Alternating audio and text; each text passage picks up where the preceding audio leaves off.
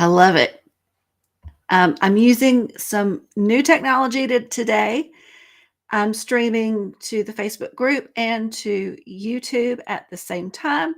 So I wanted to get on here early and make sure all the tech was working because you know me in tech. So I am trying to find me on Facebook. And let me see, find me on YouTube and see what we're doing.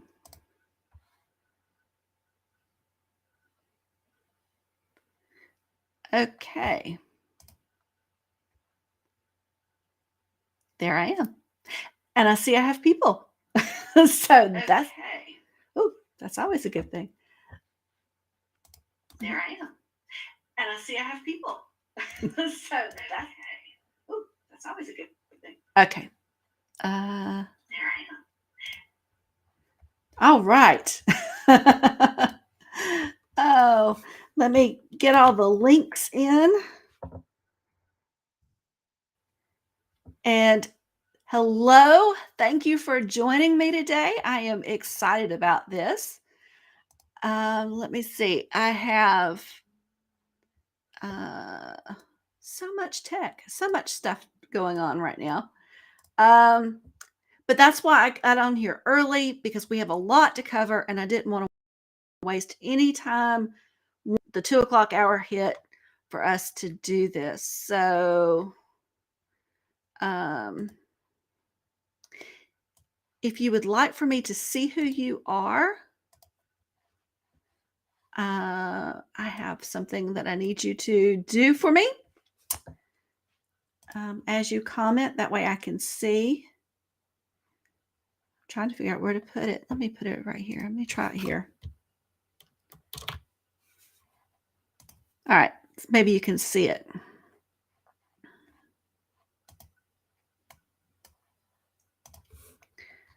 Okay.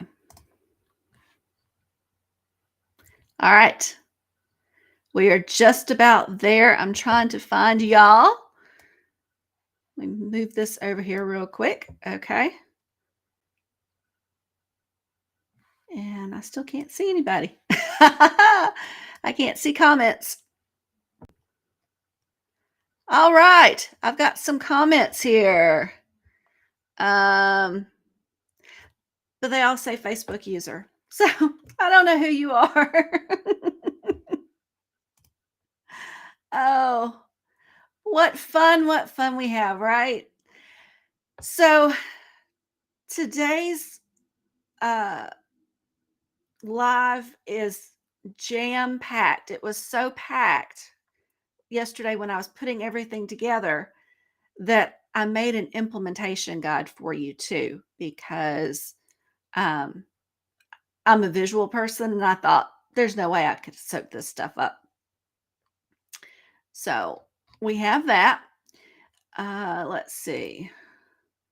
And you should have that um, in the comments or in the caption section. Okay. So let's see. Let me check.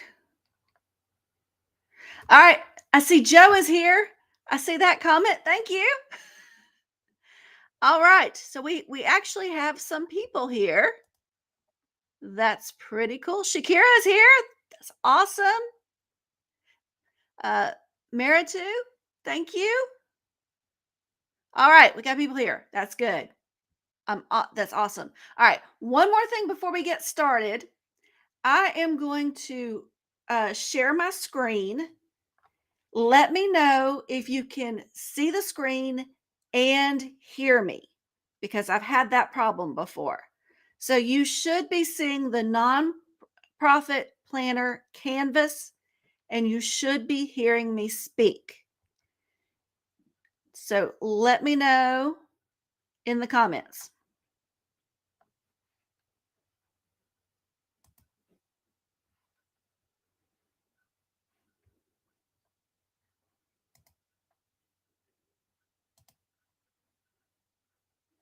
All right, let's see. I have no idea if y'all could hear me. I love technology.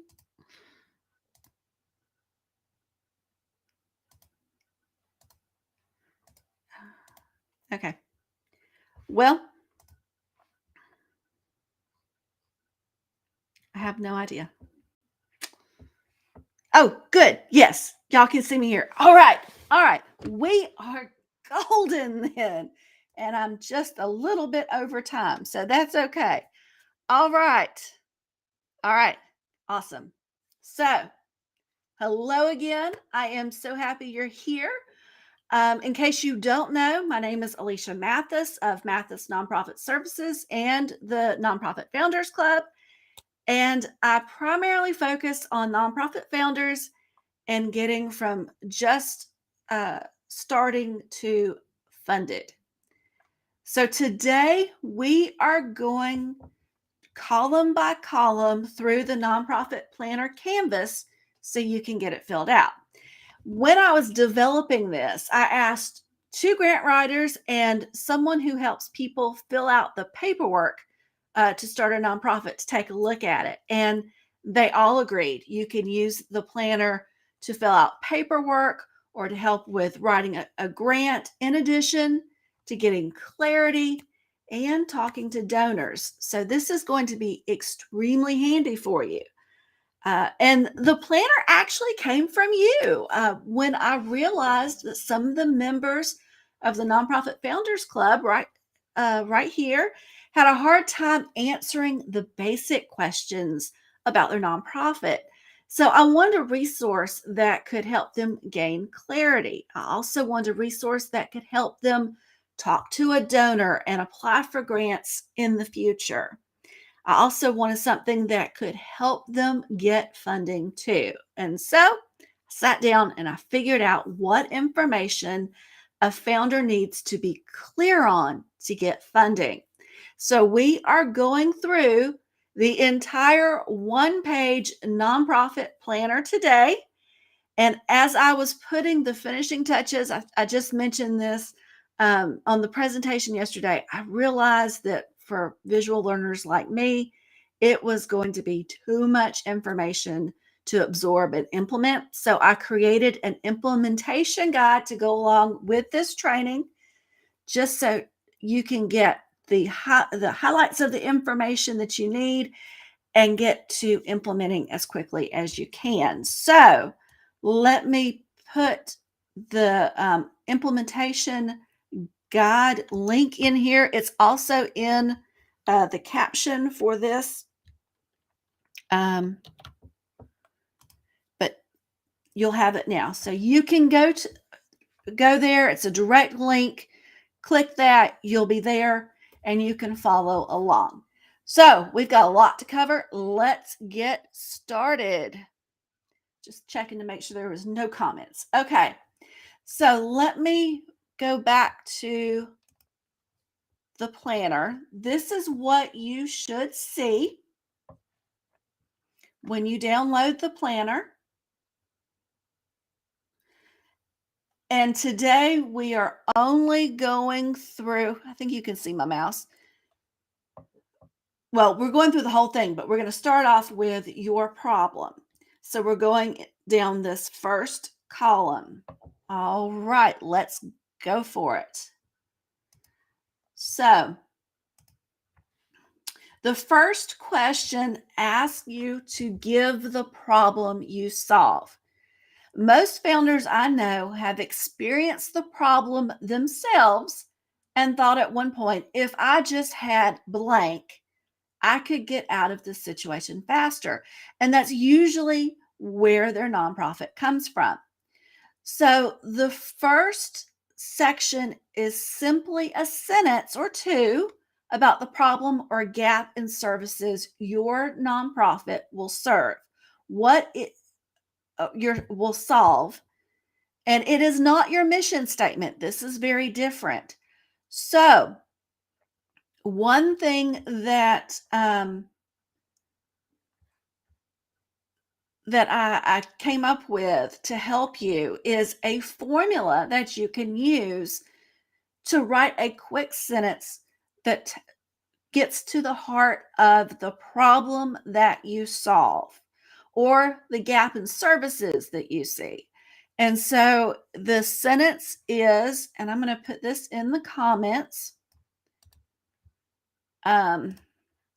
Your organization, and that would be the name of your organization, will provide whatever that service or gap in service in order to what? So when you do that, you are stating the problem. And like I said, this is not the mission statement. This is the problem that you see. All right, we're moving fast. So we're headed now to the nonprofit planner. And we're headed to the next one, the need in community. Yes, this is a lean canvas for nonprofits. That's where I got this idea. It's a little different from a business one because nonprofits are just a little different. So yes, good catch. All right, we're headed to the need in the community now. And so this is where you talk about why your nonprofit is needed. Why are you needed in your community? Your sentence should describe the need or issue in the community you plan to solve. Here is another formula that I have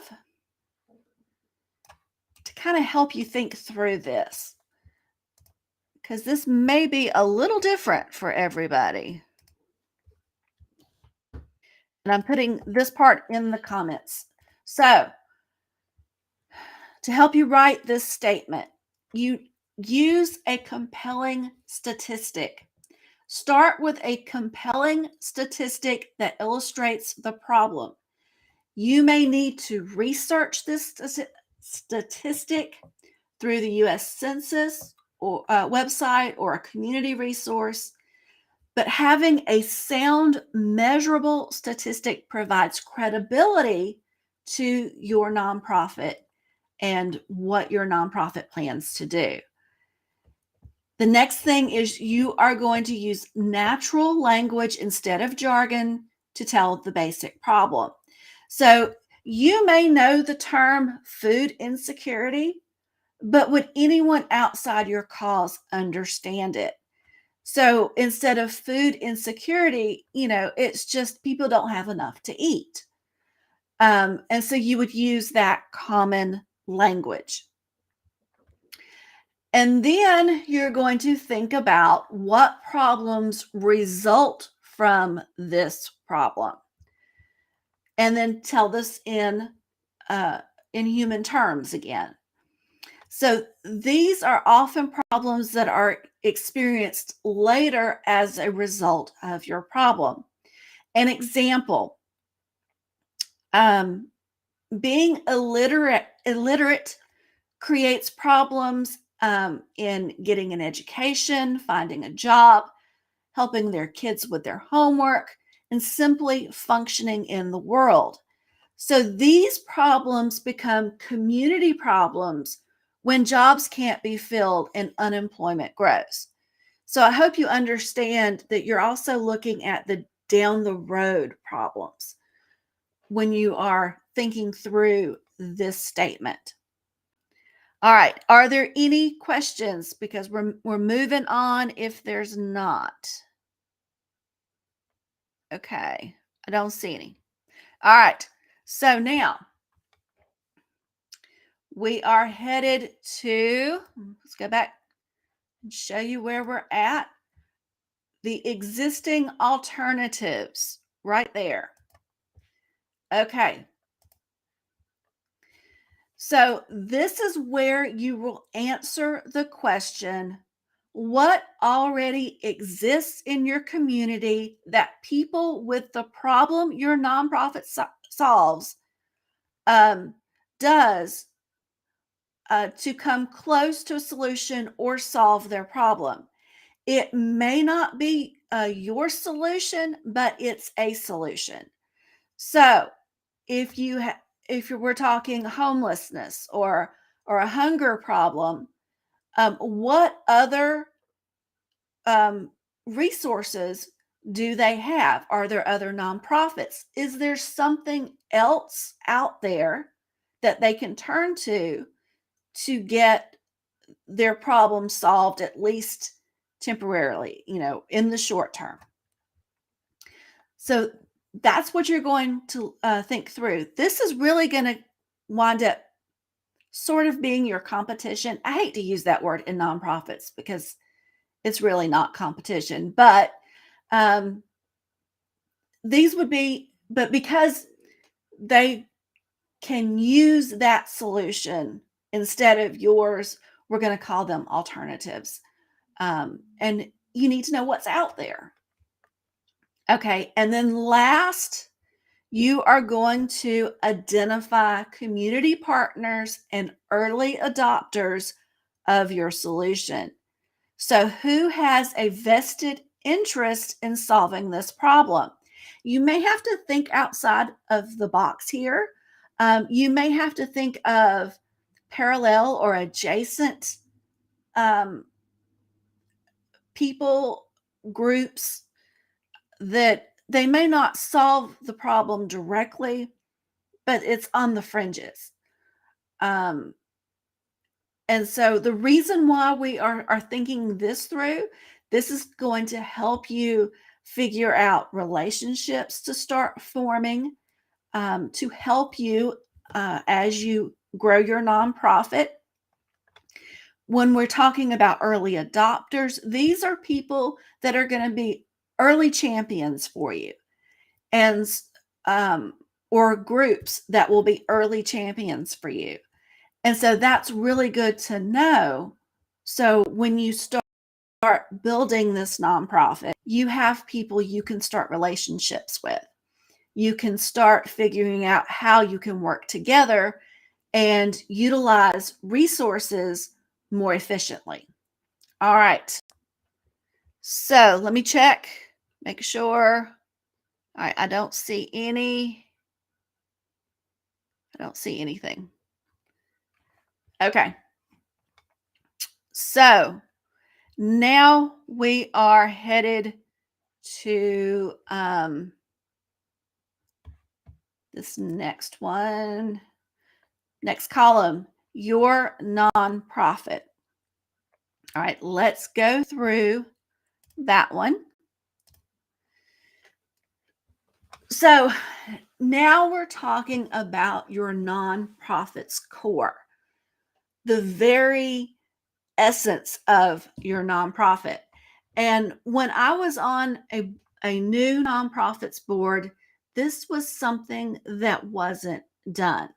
In particular, we had no clue how we were different from other organizations. So we got caught up in the same events that other nonprofits who supported the same cause as us did. Now, this hurt us when I went seeking grants. I was able to sit down with a local community foundation and I explained our event and that we wanted them to help fund this event. We were handing out backpacks to foster kids, and the foundation officer told me that they get hundreds of requests for that very same idea and have been getting that request for a few years. And they just weren't interested in funding yet another backpack giveaway.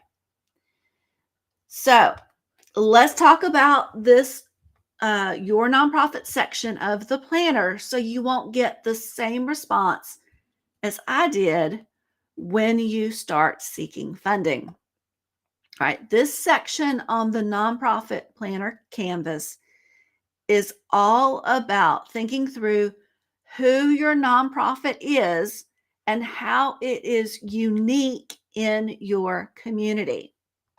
So we have the mission, vision, and values, and they are closely related and are the very basis of your nonprofit. If you think of a tree, it's the roots where every part of the tree grows from. So, if you want to go into detail on the mission, vision, and values, I've got a training over at Nonprofit Founders U. I'm going to put that link here. Let's walk through this very quickly in a very concise way.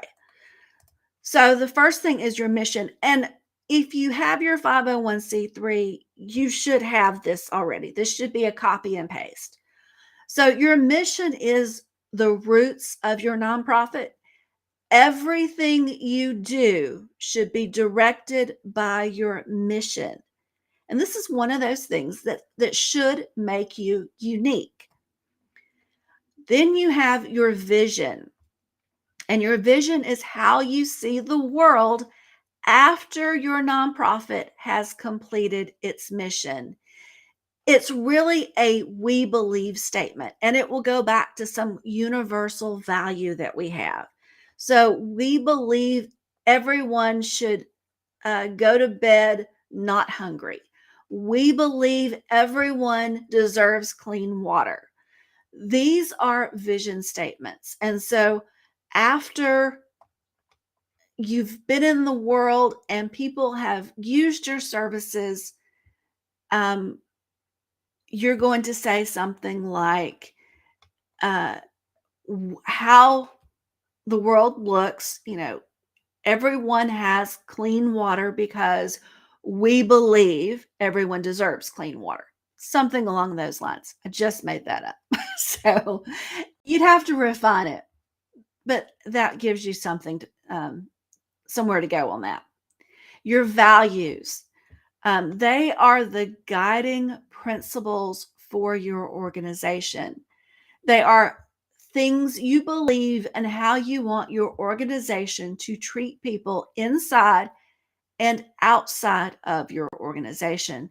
You're going to need 3 to 5 here, and they can be bullet points. But you're thinking about integrity,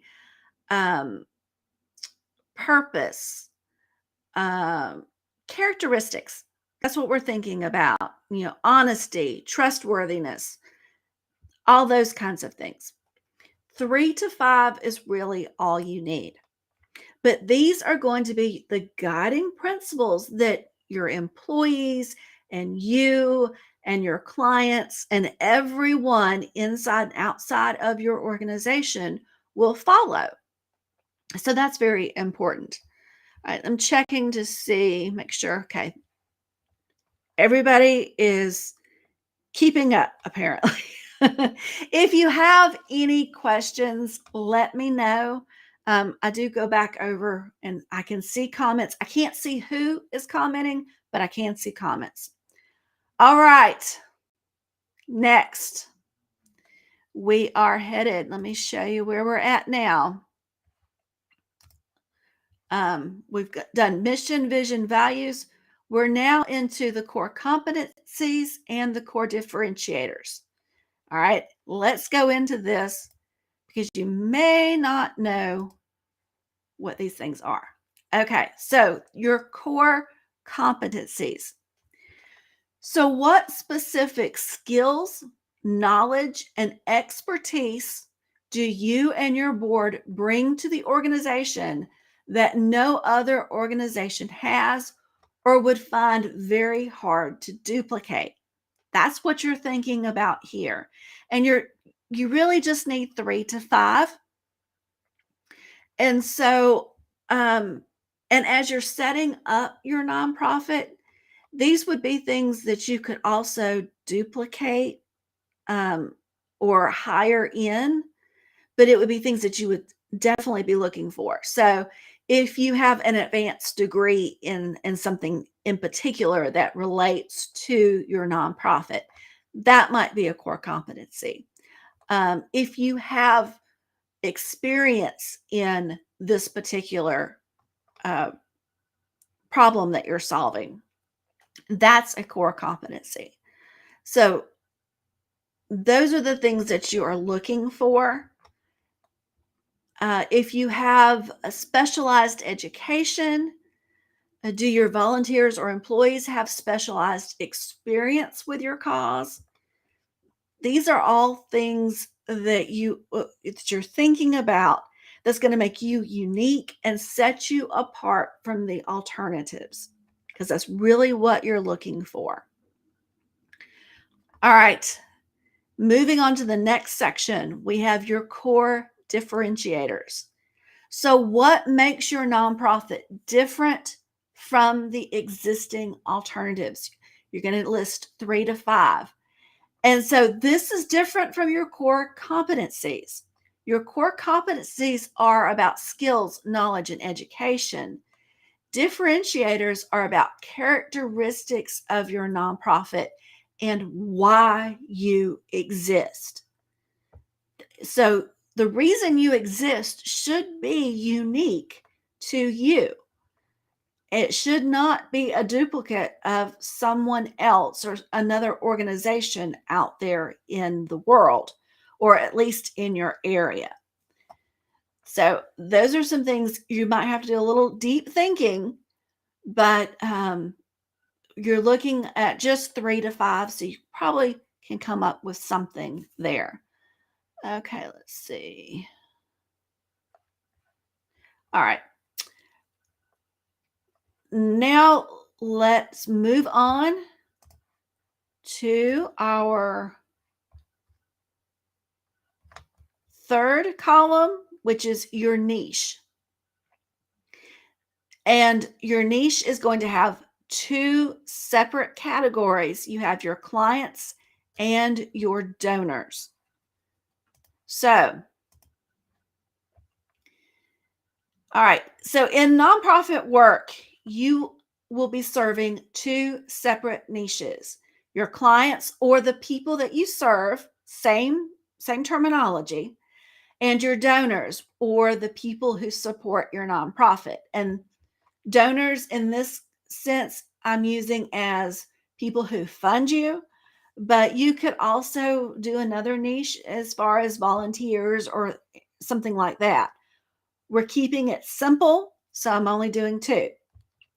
All right, so here are some short descriptions to help you get thinking about your niches. So your clients in general. This section will help you define who you serve and how to find and attract them. Most nonprofits don't have a problem finding and attracting their clients, but it's good to know who you serve. So what is your target population? You will see that on grants. So you need to know. And a target population is a term that you hear often even in nonprofit work. It is the people your nonprofit serves, and you're getting specific here. You cannot help everyone.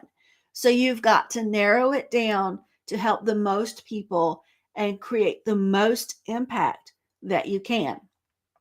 So we are talking about the gender. Some of you may only serve one gender, especially right now.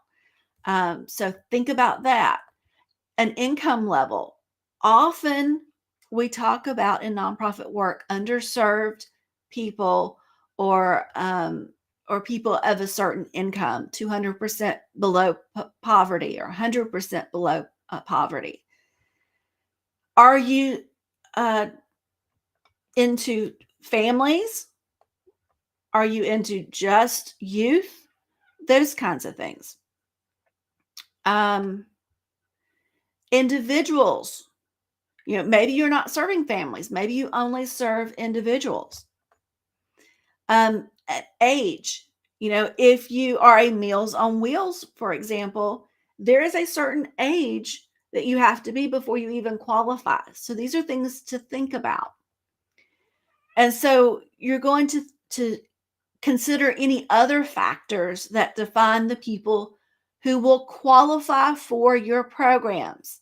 It should also align with your mission statement. I want to be very clear. We are doing everything in alignment with our mission statement. So if your mission statement says we serve youth, you can't serve the over 55 population. That doesn't go, that doesn't align. But understanding this is really, really important. See, I have a question, so I'm going to break just a second. All right, can you go over the core differentiators again? Okay, I will do that. And yes, this presentation is being recorded. There will be a replay. All right, so let's go back. There we go. We're going back over the core differentiators again. Okay. This is how you are different from the existing alternatives. So in the first column, we went through and listed out the alternatives, and that's what people use in the situation with the problem that you're solving.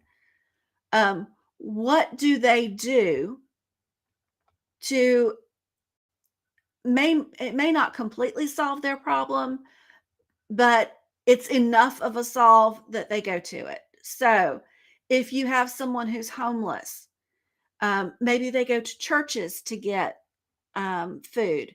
Maybe they go to soup kitchens. And so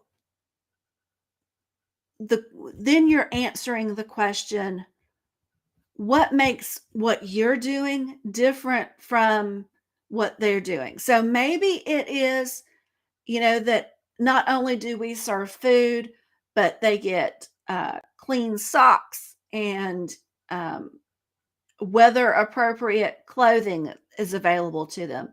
Maybe they get some kind of resources.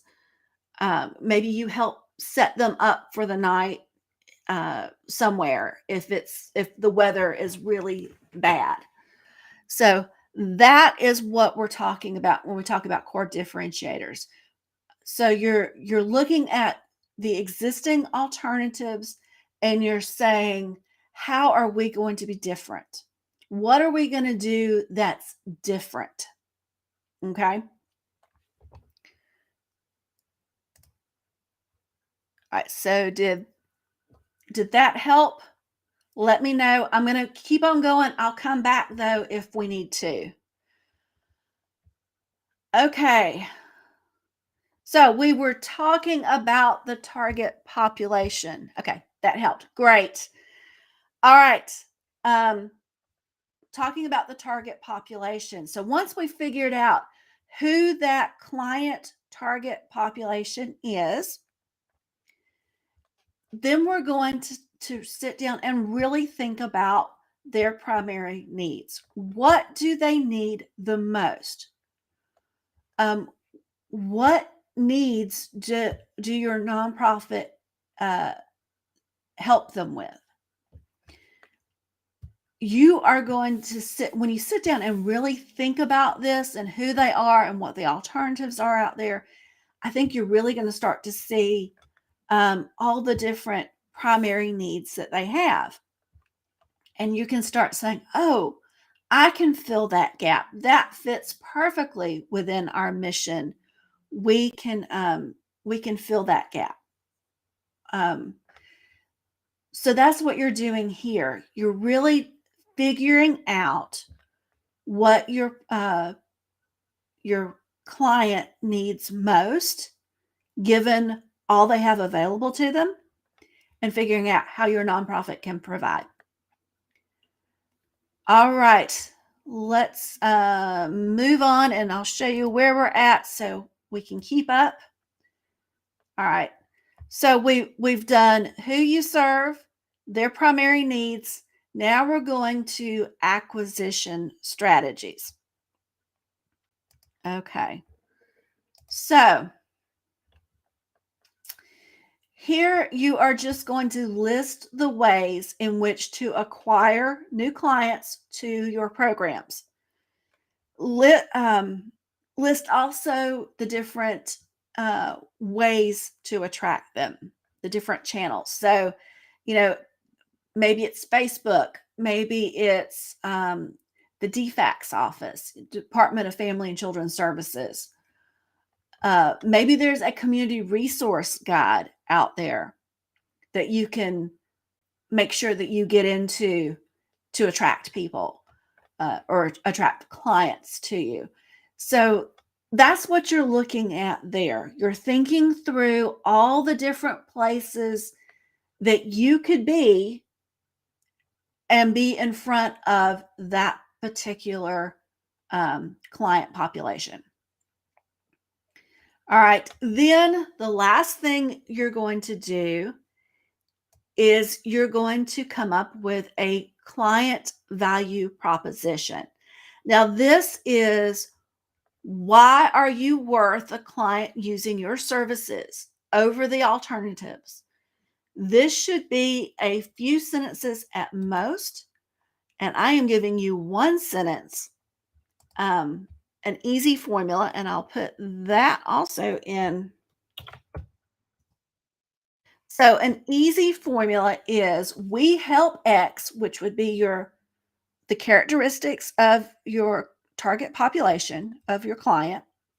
Do what? What result are they going to get by doing what? What sets you apart in solving this problem? And so that will give you a client value proposition and help you, again, think through who you're serving, why you're serving them, how you're serving them. All right. Let's see. All right. No questions so far. We're doing good. So let's move on now. Let's go back and I'll show you where we're at. Keep up. So there's donors in general.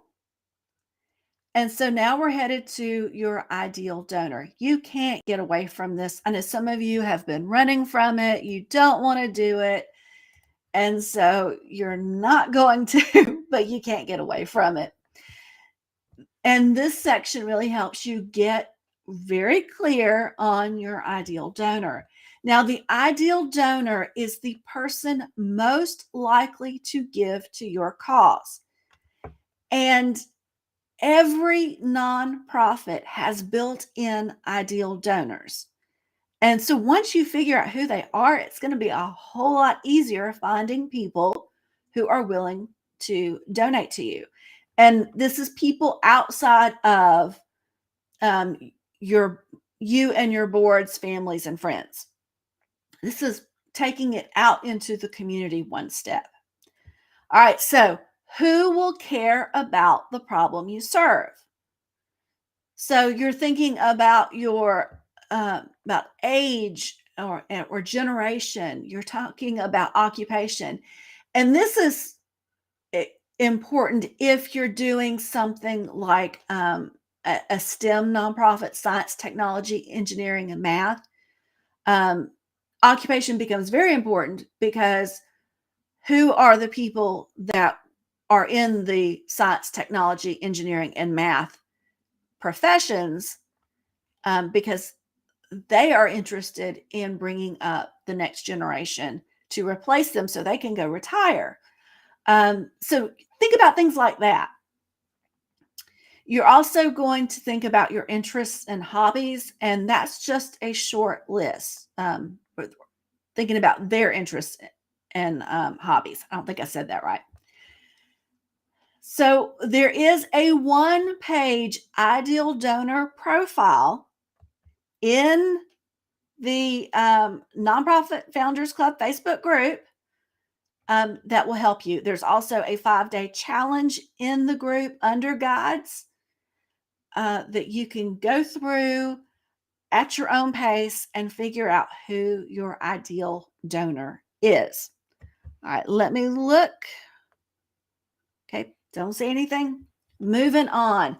So now you want to just list out just a few of your ideal donors' primary needs, wants, or desires. And all donors of causes have common needs, wants, or desires as it relates to the cause. And this is a universal truth. Maslow's hierarchy of needs is a great place to start when you're thinking about your donor, because you can get to a universal truth from Maslow's hierarchy of needs. Like the very bottom of this pyramid is the basic needs: food, clothing, shelter. If your nonprofit is helping with food, clothing, and shelter, you have a common need, want, or desire. This will kind of go back to your we believe statement that they want to do. Okay, I've got a question. This is for, let me go ahead and show it. This is for the individual donor, correct? Ideally, though, we must diversify donor pools, revenue streams. This is for the individual donor. Yes. You will not diversify your donors. Now your pools and revenue streams, yes, but this is going to be a foundational thing because you are talking about the people who are most likely to give to your cause, not to you, but to the cause. So that's what we're talking about here. And this is not going to change unless something fundamentally changes with your nonprofit. That would be the only time your ideal donor changes. So, and we start out with the individual donor income stream because that is 3/4 of all contributions to a nonprofit, no matter the size. So we don't go up the fundraising strategy hierarchy until we get a little bit more foundation. But you can still diversify within the individual donor stream. All right, so acquisition strategies. Again, this is just like with your clients. You're going to think about the ways and the channels that you will find and attract your ideal donor. And so, like I said, it may be you find them on Facebook, which is the majority of where donors are right now. Or, if you want younger volunteers, Instagram's the place to go. If you're looking for companies to attract, which will be a little bit later, but LinkedIn is there where you go for those. So you're thinking through all the different ways that you can find and attract that person. And there's an executive director that I knew who had started into all of this and was having a hard time raising money. And she went to a conference, and she was actually the executive director of a food bank. And they had someone come in that said, we've done all this research. We know who your ideal donor is. People that give to food banks are over 70 and are regular church tenders. And they have an income of this. And so she went back and she's like, okay. And she went back into her database and she's like, yeah, that's primarily who were attracting. And then she started thinking about, well, where do I find these people? Where do most of them gather? And that's when it occurred to her, they gather in church groups, the different women's groups, particularly in churches. So she started calling churches and saying, hey, who's in charge of your women's ministry group? I want to come talk to them.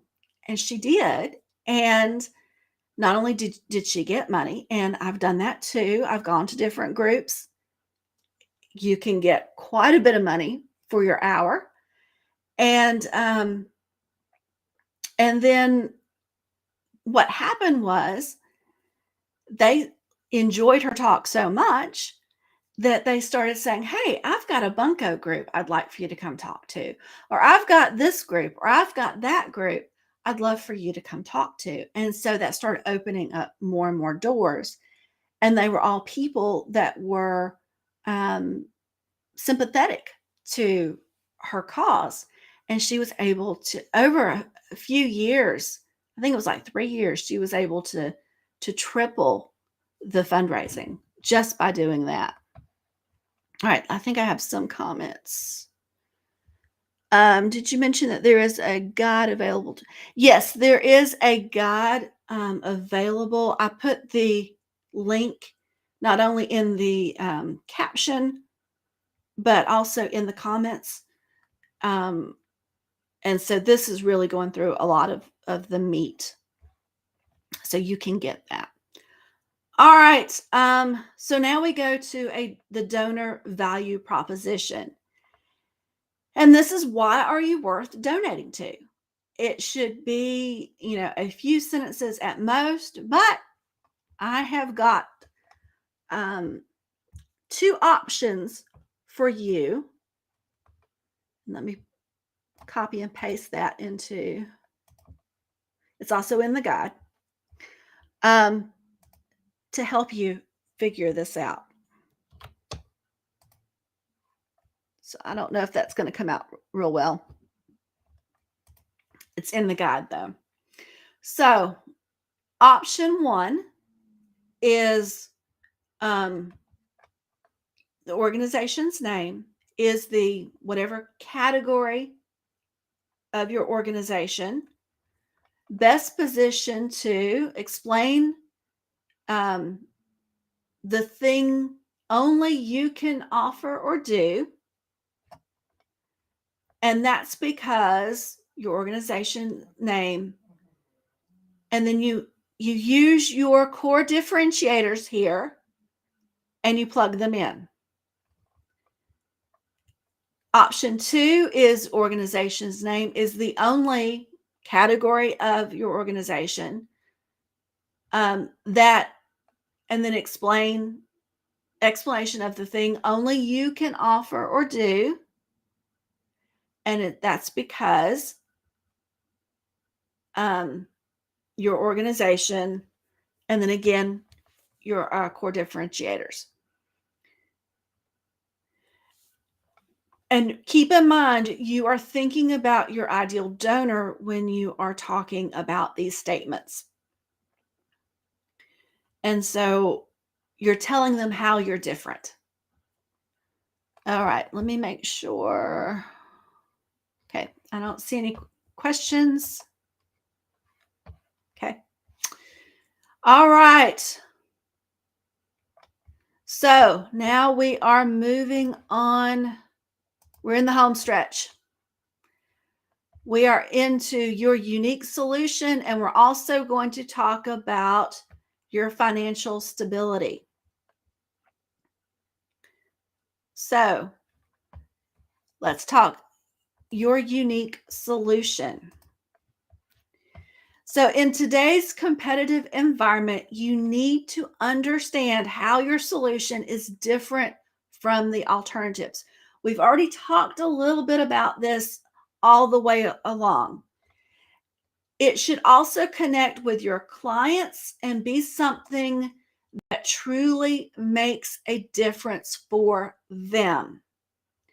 So this is why the solution is last. The solution really combines all those other aspects to help you really come up with something that is unique and useful to your client. So once you've gathered all from the first 3 sections, you should have a very clear picture of how you will serve your people. And so you come to the first question, how do you uniquely solve the problem or benefit the client? And this is an important question. How does your nonprofit solve the problem and or benefit the client or person you serve, unlike any other alternative?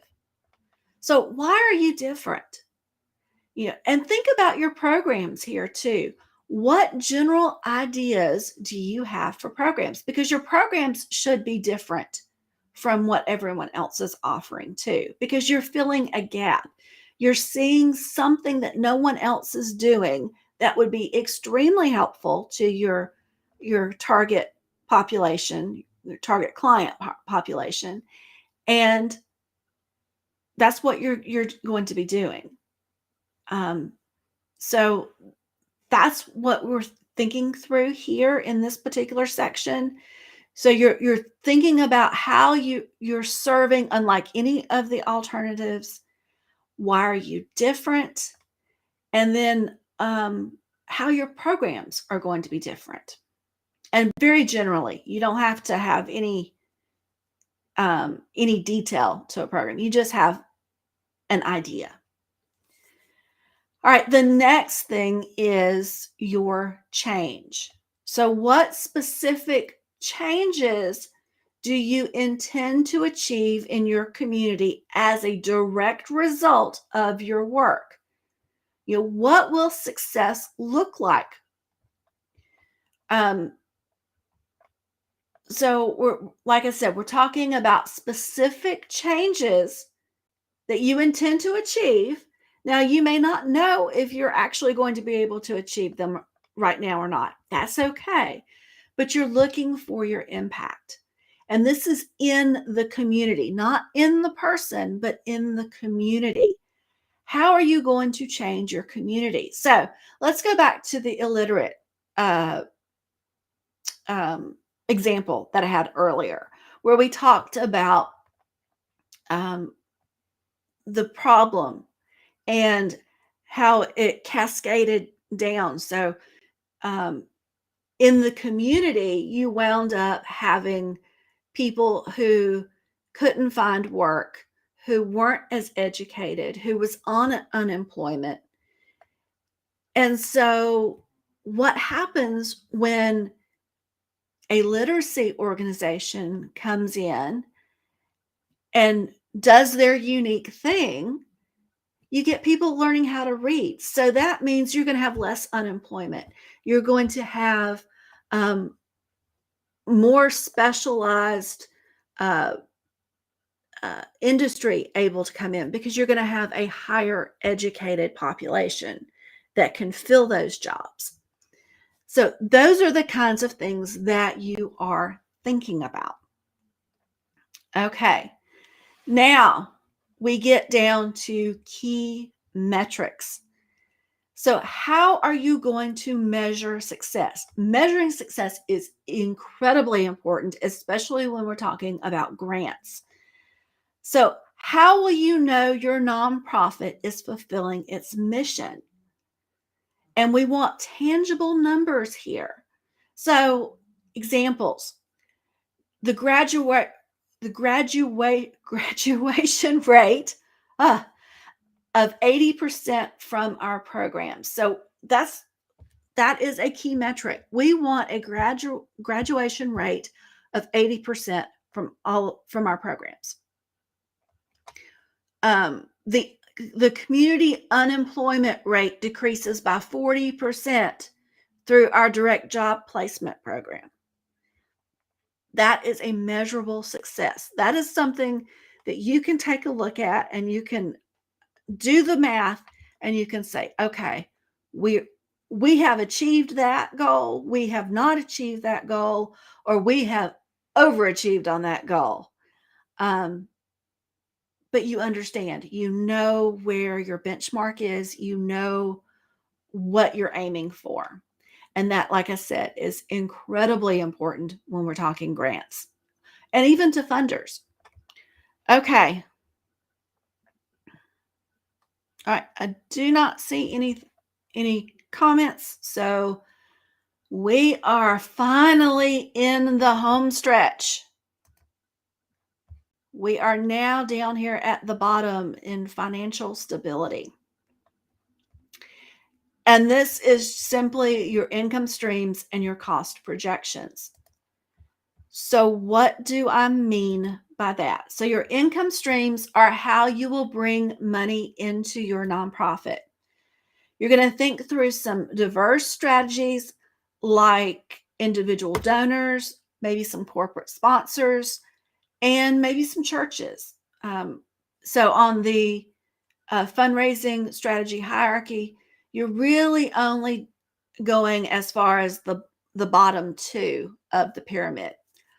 But there's a lot of other activities you can do within these strategies.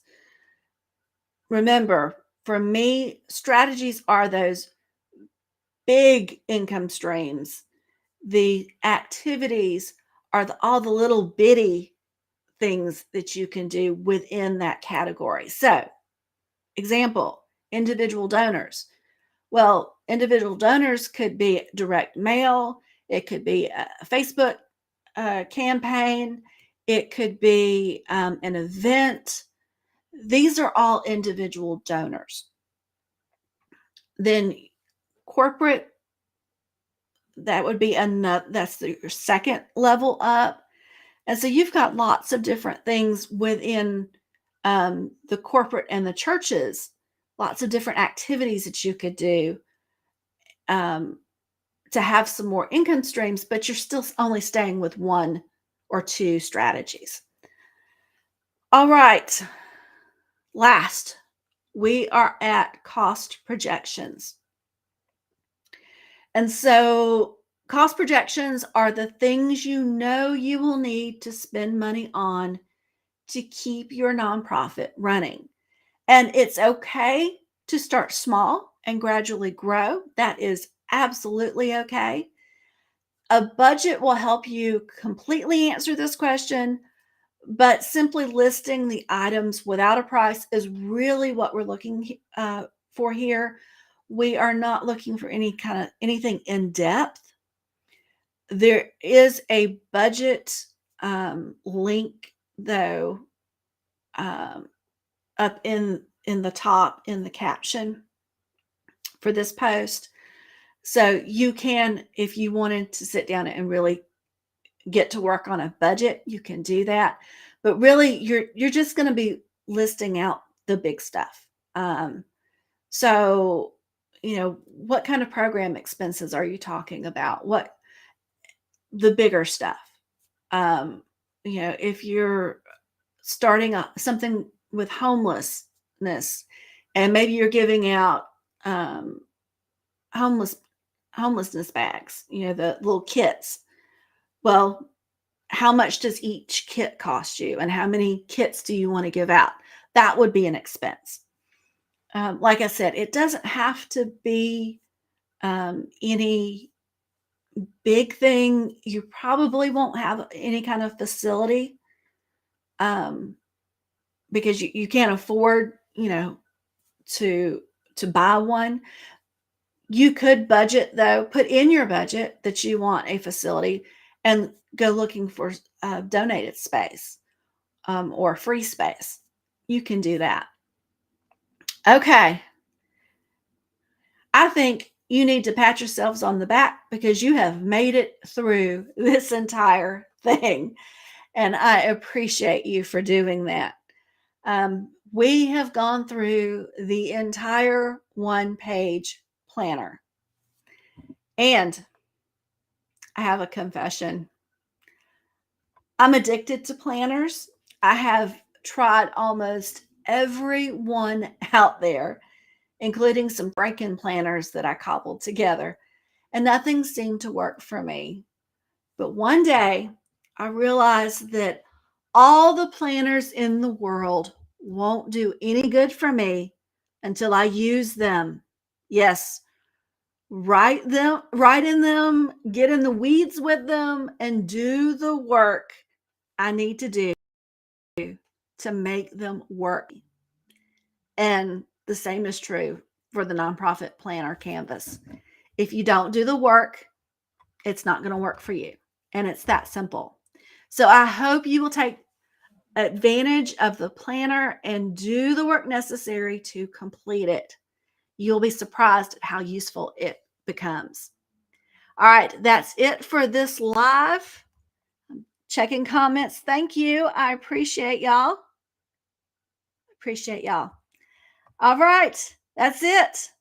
I am going to do one last comment with the downloads again, with the links to make it easy. And y'all have a great week. I'll see y'all next month with something else. We'll figure out what we're getting into. All right. Have a great weekend. Bye.